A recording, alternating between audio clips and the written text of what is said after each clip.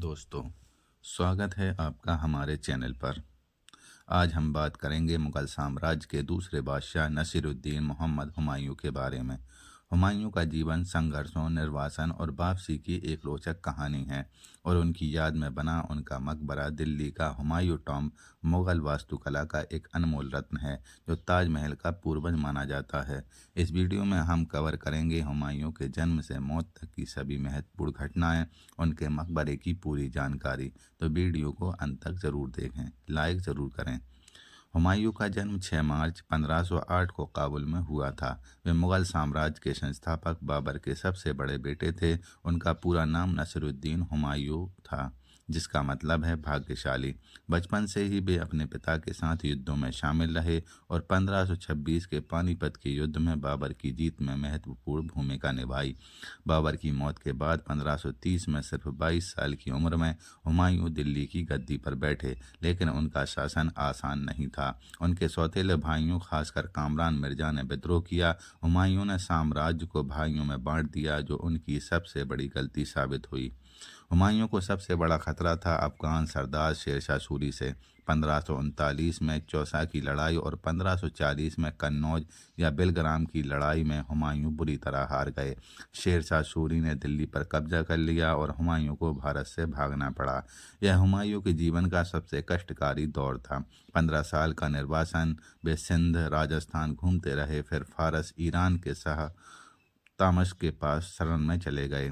वहाँ उन्होंने फारसी संस्कृति और वास्तुकला से बहुत कुछ सीखा। फारसी मदद से 1545 में उन्होंने कंधार और काबुल पर कब्जा कर लिया।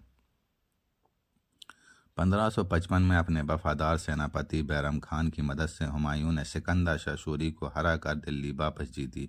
सिर्फ 6 महीने के बाद जनवरी 1556 में दिल्ली के पुराने किले में अपनी लाइब्रेरी की सीढ़ियों से गिरकर उनकी मौत हो गई। एक महान बादशाह का जीवन ऐसे ठोकर खाकर खत्म हुआ। उनकी मौत के समय उनका बेटा अकबर सिर्फ 13 साल का था, जो बाद में महान अकबर बना। हुमायूं ज्योतिष, किताबों और कला के शौकीन थे।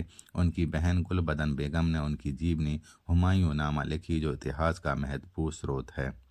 हुमायूं की मौत के बाद उनकी याद में एक भव्य स्मारक बनाया गया, जिसे हुमायूं के मकबरे के नाम से जाना जाता है।